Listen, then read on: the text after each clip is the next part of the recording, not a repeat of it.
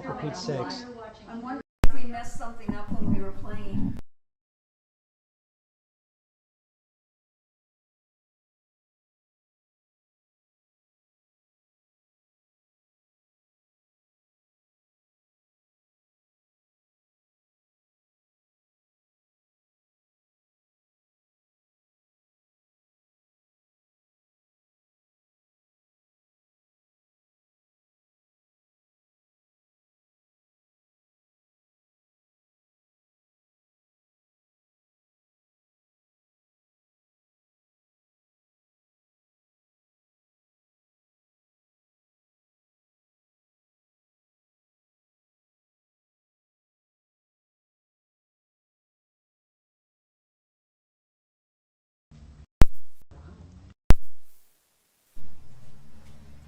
Say it again. No, I can see that Hello? the microphone's working. I can see it Microphone's on working. here. I can see the volume moving. Don't know. Well, pray about it, you know. Okay, so we have a guest speaker. And I am delighted to bring to you once again our beloved Michelle Lanigan. Feel so special. Well, you are. Now it's gone again. Now it's gone again? It's going. It's going and it's gone. It's warmer up here than it is, so let me bless you again. Oh my gosh. Okay, so we have a guest speaker.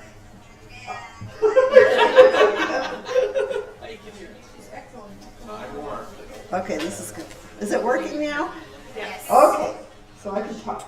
Oh, before I get into my talk this morning, one thing I wanted to announce is next Sunday is Father's Day, and we're going to have a pizza party. So please come, bring your friends. Let us know if you're bringing a lot of people because we have to order pizzas. So anyway, so please hope you can make that. And sometimes Right after church. right after church, yeah. So we're still working out some details, but we got that far. Pizza party. We're not providing beer. So those of you who want beer and pizza, sorry, that's not Sunday. church. Wrong church. Exactly. Oh, how's this going to work? Those are not my bifocals. This is going to be weird. I messed up.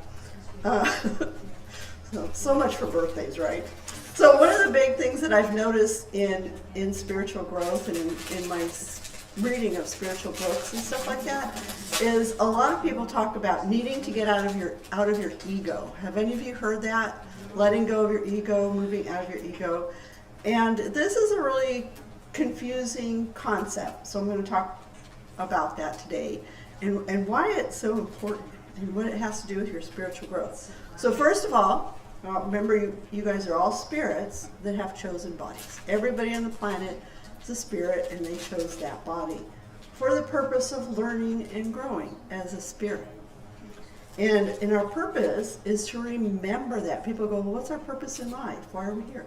Our main purpose is to remember that, to be able to bring that spiritual awareness into your body and to function as an aware being, an awareness of your spirituality and each other and what that all means. So this is the energy of spirit is love. Like you've heard about people who've had near-death experiences and they talk about the amazing, incredible love that they felt because the energy of spirit is love and love is the vibration of spirit. Does that make sense? You guys following me so far? So we want to be able to embrace that feeling of love and connectivity all the time. That's our ultimate, nirvana, Buddhist monk on a mountaintop kind of goal. And it's hard because we're challenged by life's day-to-day things, and I'm still working on it. And it's especially when I drive. Ironically, because I wrote this this week, and I got ran off the road coming up here today. I was coming out of Hermiston on 395, and it's a 4-lane road with a double yellow line, and I'm in the lane to turn left, and then you end up getting on the freeway.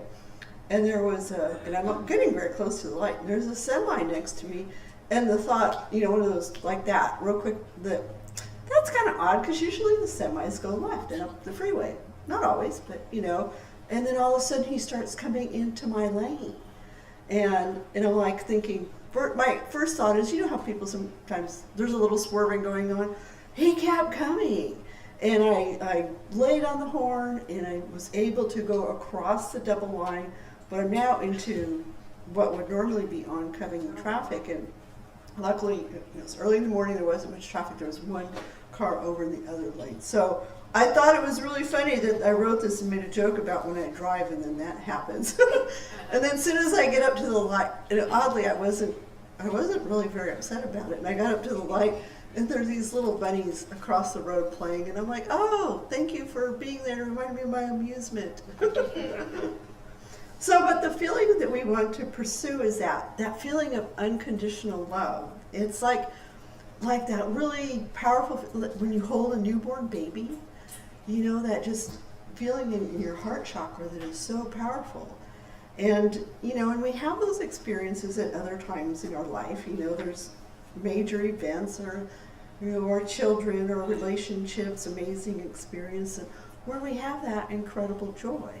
So the ultimate goal in life would be, you know, to keep that and be aware of that is what we want to do. And this is when you feel like that is your body-spirit communication. You communicate, as a spirit, you communicate to your body through your emotions. And you, as a body, you communicate to your spirit through your emotions. So that's why that is so powerful, is to embrace that feeling of love and joy and recognize it for what it is and try to bring that into your life as much as you can. Did you ever hear the movie The Razor's Edge? That was with Bill Murray. I think it was in '84. And he ends up going, the movie takes place around World War I, and Bill Murray's character went to the war, and he was kind of a well-to-do guy, and he went to the war, and about the time he got back is when the economy, the depressions, you know, kicked in, and you know, just all these bad things, and he's really questioning everything. So he decides to go and be a monk on a mountaintop, and literally, you know, is with the monks, and he's out there on the mountaintop. And so it's all about his journey. It's a really good movie if you get to watch it, but at one point he says it's easy to be a holy man on a mountaintop. And it is. You know, day-to-day life is harder than being a monk. You know, a lot of times we revere monks, and which is important, but you know, we're kind of like in the trenches, you know, trying to be in a place of spiritual awareness and you know, trying to embrace love into our life, and you know, worrying about things like, you know, unemployment and finding jobs and balancing our checkbook, and you know, what am I going to wear to church today, and you know, all those big decisions that we face every day. But the thing is that the monks being there and people that are like that, they're still, they give us so much, because on an energy level, doesn't matter if they're on the other end of the planet, as spirits, we're all connected. And so when people are in that space, and this is how prayer works, that's why prayer is so important, is those energy vibrations, you know, they permeate, and we end up being aware of them on a spiritual level, even if we're not aware on a physical level. And I wrote this out, so I gotta find my notes. So yes, monks are very important. I was raised Catholic. I don't know if I've told you this before, but so baptized, Catholic school, confirmation, you know, the whole thing. And I remember, and the 10 Commandments written on the wall of all of our classrooms. And I remember growing up and hearing all this, and I was thinking all those rules were about telling us how to be good, so that when we die we go to heaven, you know, not the other place. And so it was in my head, my kid's head is, you know, you got to follow all these rules or else. And then it was when I got older that I realized that these teachings about how to behave, you know, they weren't so much about the rules as about how we treat one another. And I realized that Jesus's teachings were very, very in line with like a lot of metaphysical teachers and a lot of philosophers, that message is pretty much the same. You know, and Jesus' main commandment was love one another. You know, that, and we forget about that, but that's just, it's really powerful just by itself to love one another. I mean, you could get rid of this book, and if you remembered those 3 words, you would be a good Christian, right? Love one another. That's all it takes. It doesn't take a big old book. It takes bringing that feeling and that caring for each other into your life. So imagine if Jesus was here today. You know, what would he be like? You know, the stories in the Bible, you know, he tells us about loving one another, about not judging one another, about taking care of the poor. And I picture him as being a very gentle person with a lot of certainty about what he says. I mean, he had no problem standing up to people, you know, and standing up to the authorities and calling people on their hypocrisy. And so he was this just very amazing person in their certainty about how important it is to, not so much the rules, but to love each other. And this is also very similar to Buddha. And you've heard the term Zen, Buddhist. The word Zen, it was actually originally a Sanskrit word. And then it morphed and it got picked up by the Chinese. And they probably changed it to something different. And eventually it made it to Japan. And the original Sanskrit word was breathing in terms of meditation. So way back then, people were still, they may not have used that word, but they were aware of the power of using your breath. Take a breath.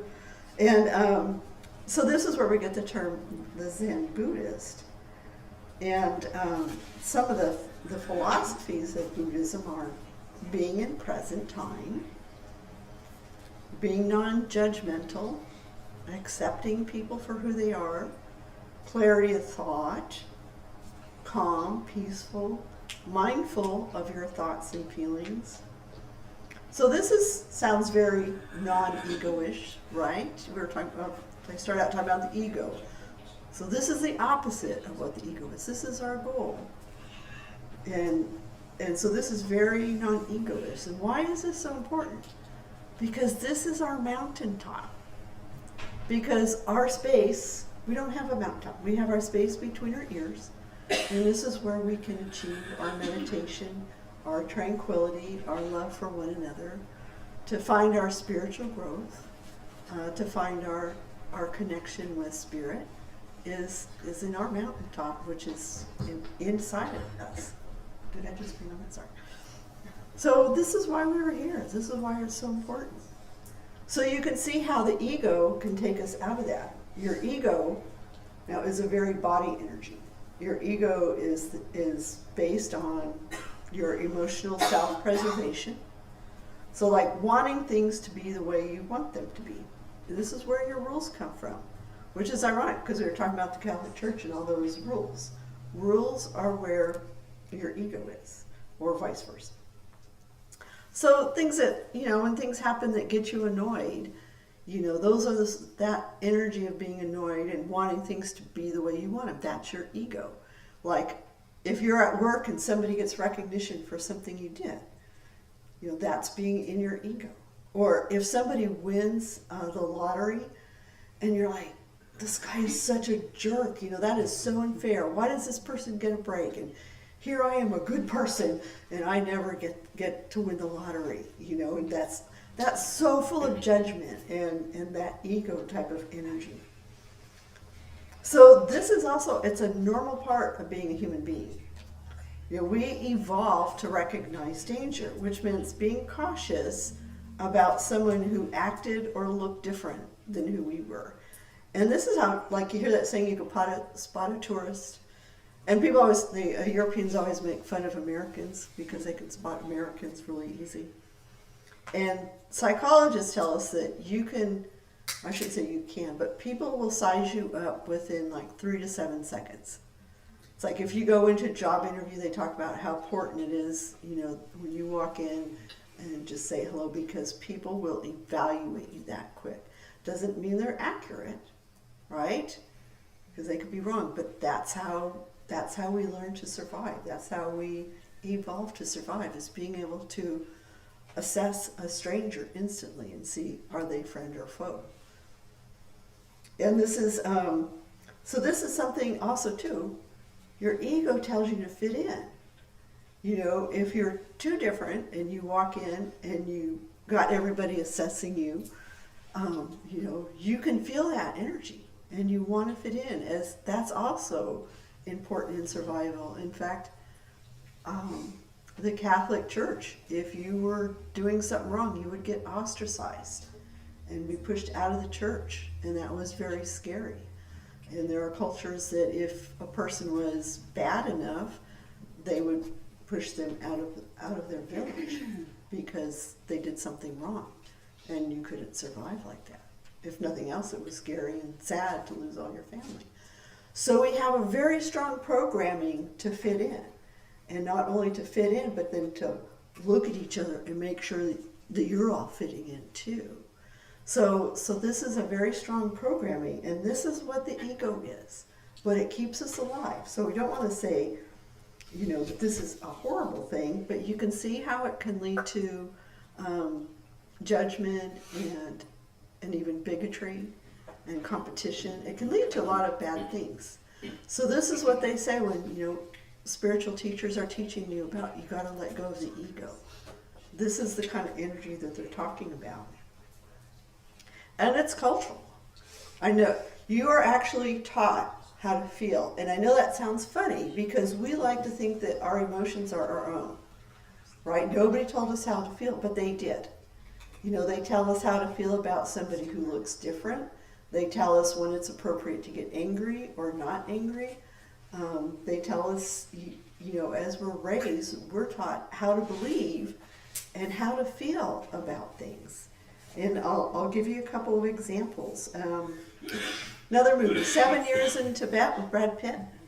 Okay, another really good movie. That's a really good movie. So there's two guys, and they were not in Tibet. They were, I think it would be in China. But there was a conflict, and they end up in Tibet. And there's a woman that knows some English, so she is working with them and getting them familiar with their community, and not Brad Pitt, but the other guy and this woman fall in love. And then when Brad Pitt finds out about it, he's angry. He's really angry. Okay, so your best friend falls in love and you're angry. And this is kind of like a theme through a lot of literature and movies and stuff in our culture. We kind of think that there's not something wrong with that. But she tells him, she goes, when something good happens for people that we care about, we're happy for them. Why are you angry? She couldn't understand why he was being so angry, because that was how he was taught to behave, to fight for the girl kind of thing. There's my degree was in anthropology, and in college I saw this. This is another story. Saw this video. It was this anthropologist had gone to study the Bushmen of the Kalahari Desert in South Africa. I think it's northern South Africa, and so he had been there like a couple months, and he's getting ready to leave. So he wants to have a big party for everybody. He's giving himself a going away party, essentially. so he must be American or British. So he goes and he buys this big steer, and he's telling everybody, he's like, yeah, we're going to have this big party. I got this big steer. We're going to have so much food. And they're like, oh, no, that steer's not enough to feed everybody. No, we're going to have to get another one or go hunting or something. And he's like, no, it's really big. And he's like, no, that is like the skinniest beast. Oh, we're really sorry. Whoever sold that to you, they totally ripped you off because that. And this guy's getting all worried, and he goes to look at, because it's like in a pen. So he goes to go check it. I said, that cow, it's huge. What are they talking about? So the day of the party comes, and they have the big party, and they have lots of food for everybody, and the steer was plenty to feed everybody. And so finally he asked somebody, he goes, why did you guys keep saying it was little cow? And they said, because we don't do that. If we have a successful hunt, we don't come back and boast at how good it was. If you're in the Kalahari Desert and they come back and they say, oh man, we went hunting and all we got was this tiny little gazelle and we're going to starve. You know, it's feasting time. You know, it's totally different than what Americans or Europeans, we talk about, the fish was this big. Kalahari fish, oh, it's just a tiny little fish. And then you'd show up with a fish that big. But you just don't boast about stuff like that. So he got taught. So the point is the ego is not bad in and of itself. It keeps us alive. But it's a matter of being conscious and being aware of when your ego is responding. You know, what kind, especially with those negative feelings like judgment, competition, being boastful, being arrogant, and it can separate you from your true self, which is, you know, being in your heart space and being able to love each other and to love yourself. So if you're in judgment, you are not being loving, peaceful, mindful, centered, or emotionally grounded, are you? You can't judge somebody and say, but I love you anyways. So one of the Buddhist sayings is, don't judge, observe, and I really love that. And because some people will say, well, acceptance, but if you're accepting somebody, you've already passed judgment. You're just saying, you know, I'm judging you, but it's okay. You know, so you can see the difference. You see what I mean? The other one is, what would love do? I had a friend, and that was kind of her motto, to stay in that space of love. Another one is, what would Jesus do? So some people call this being in body-spirit communication as being in a place of grace. And I want to give you two examples of kind of this energy that I'm talking about. I was at the chiropractic office, and I was sitting there, and this woman was there at the counter, and her son was there, and he's like 9 years old, something like that. And then this other woman comes in, and they start having, the woman who came in started talking to the little boy. And I'm watching this, and all of a sudden I realized every time he said something, she contradicted him. She corrected him. It was like, at no point in about this 5-minute conversation did she go yes or agree with him in anything. And it wasn't a serious conversation. It was just, but it was just weird. And I'm sitting there and I'm like, man. And then the mom and the kid left. And by this point, I'm like getting mad. And I'm like, that was so rude of her to do that to that little boy. How mean. You know, and there's that part of you that goes, geez, should I say something or shouldn't I? And then I got called into the office and I went, oh, I just was like totally went into my ego and my judgment and, you know, just totally into that space. And then that woman, she was thinking she was fixing this kid by correcting him on everything he said wrong.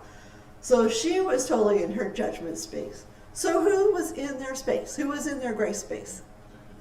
The kid. Yeah, he was just sitting there like this one, just happy.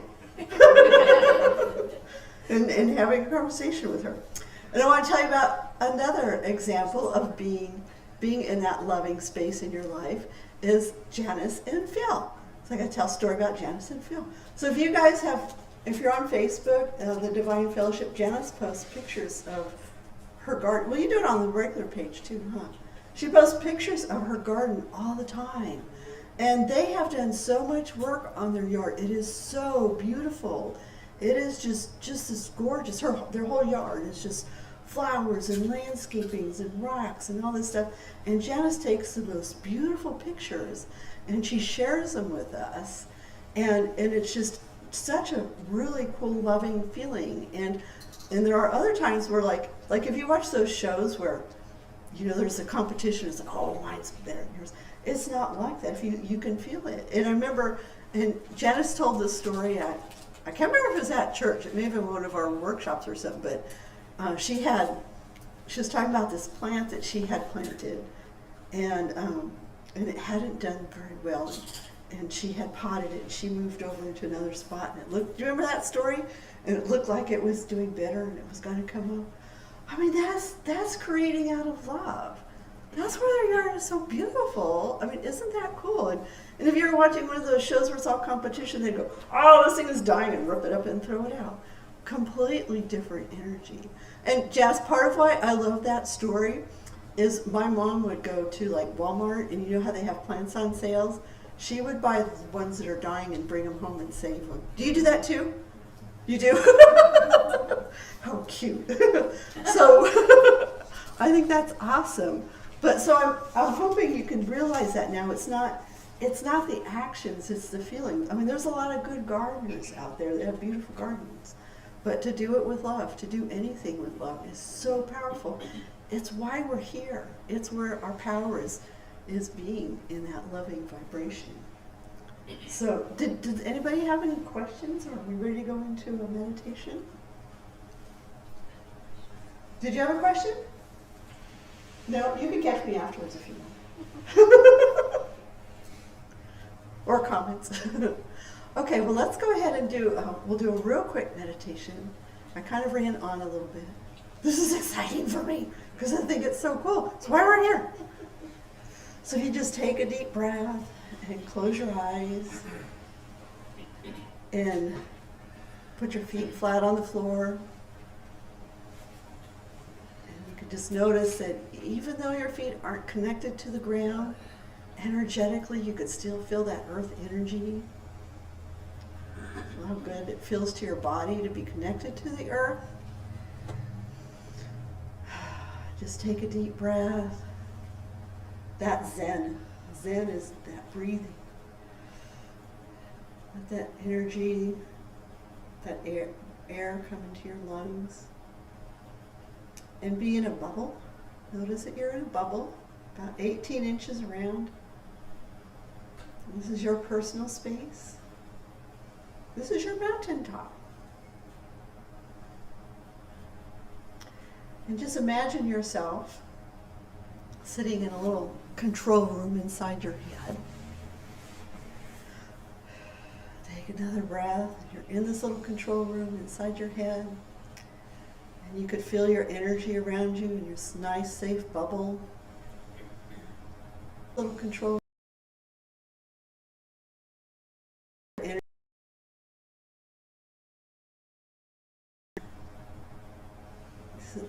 This is your universe right here in this little spot. And notice how good that feels. And notice that in your little control room in the center of your head, it's a control room because you get to control what goes on in here. From the space in your control room, you can release any negativity, any worries. A lot of our worries are about things that are never going to happen. And there's certainly things that you can't take care of now. So you can just let go of those worries. And the other thing you could do in your control room is you could notice what the energy vibration of love feels like for you. You can feel it in your heart. That's where your fourth chakra is. That fourth chakra is where your heart energy is, where your love is.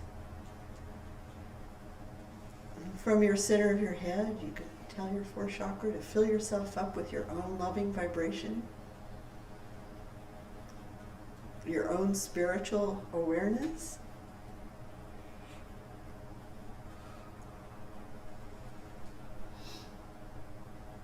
And notice how good that feels. You're all by yourself. You're not doing anything but sitting in a chair. And you can just run the energy of vibration of love all through your body. It's a spiritual energy. And this is why the energy of love is so powerful, is because it's a spiritual energy, but also it's a very powerful body energy, and it heals us. And just let that energy vibration of love fill up your whole body. In fact, you can put a big gold sun above your head and let it be all full of your own vibration of love and joy and happiness. The joy of just being here, being on the planet. And when you're ready, you can bring that gold sun into your body and just let that energy of gold fill up your body. all your toes. Fill up your legs, your arms, your torso. And let it fill that aura around you so you're sitting in a big gold bubble of love. This is your love for yourself. Just the energy vibration of spirit. And just sit in that feeling for a minute and notice how good it feels. It's a very, very powerful way to just give yourself a healing.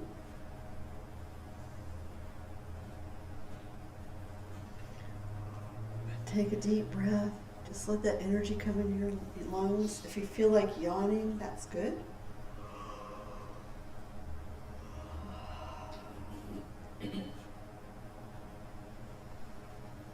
And when you're ready, you can go ahead and stretch.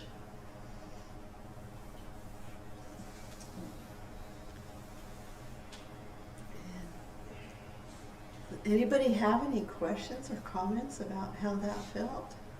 It was lovely. Thank you. Got some nods. It's like you gave yourself a spiritual love bath. How does that feel?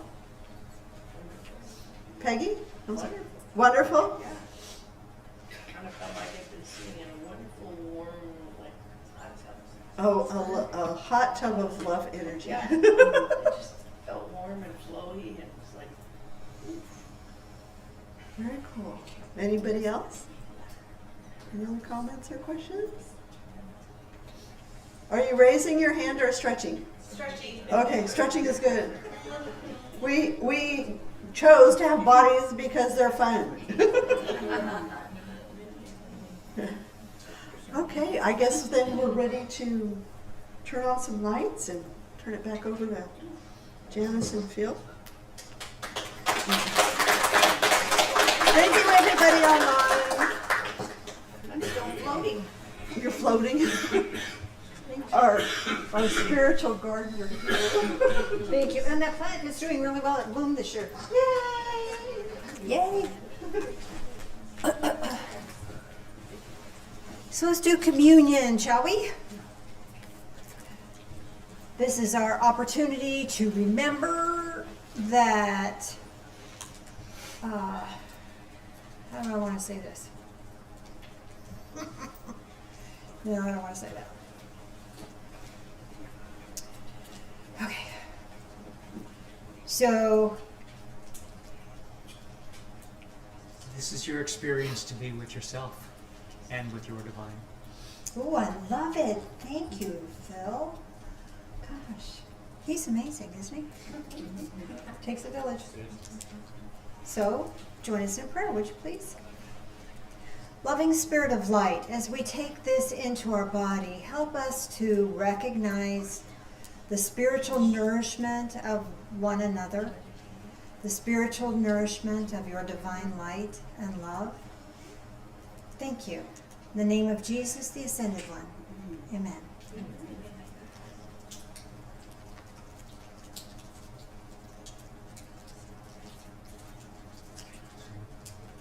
One thing that's always consistent with these, They're hard to open. they're always stale Oh. And hard to open. and hard to open.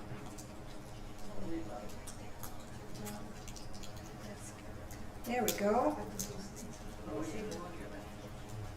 Join us in prayer again, please. Loving Spirit of Light, as we drink this in, help us to drink in love. Help us to receive that love from you, and help us to be that love for ourselves and for others. Thank you. In the name of Jesus, the Ascended One. Amen.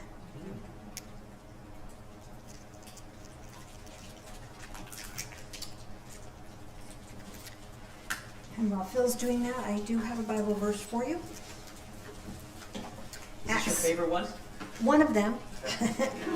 Acts chapter 3, verse 19. I'm not going to read the whole thing. Just going to read that little part here. It says, times of refreshing come from the presence of the Lord. So I hope you have a refreshing day. And keep cool. And keep cool. That too. Thank you so much. Can't do it without you. Hard to believe that we've been doing it for so long. We started thinking about it. It's like, half of our adult life we've been doing the church. It's like, that's a saying. It's scary when you think about it. Amazing. That too. Do you want to talk about Father's Day? Well, I mentioned it at the beginning, Okay. just that we're having a pizza party. Pizza party. What? Pizza party next Sunday, don't forget. Don't forget. For fathers, for children who have fathers, for people who don't have fathers, for moms who are fathers, for stepfathers, for any kind of fathers, anything related to fathers, anything related to women. How's that? Okay. Great. Great. So let's do again. Oh, she's not in the room. Tiffany, thank you for the stickers. I'll put them in the back so we can get them. You're welcome. You're welcome, Sheer. Let's do an energy circuit for the folks online, and then we'll do our circle up. Rub hands together really fast. You got that beautiful energy from divine light coming in. It's already here. Activate that in your heart space. Send it to your left hand to right hand, back to your heart space, and that connects this circuit. And then this energy begins to build. This is beautiful, loving energy. It's beyond you. It's more than you can create. This is sacred energy from heaven, from the ethereal realms, from God himself, for you. Receive that. Whatever that source of divine energy is for you. Feel that beautiful energy. Receive that. Take that into your heart space. Let it fill you for this whole week. Have a great week, and we will see you next time. Say goodbye.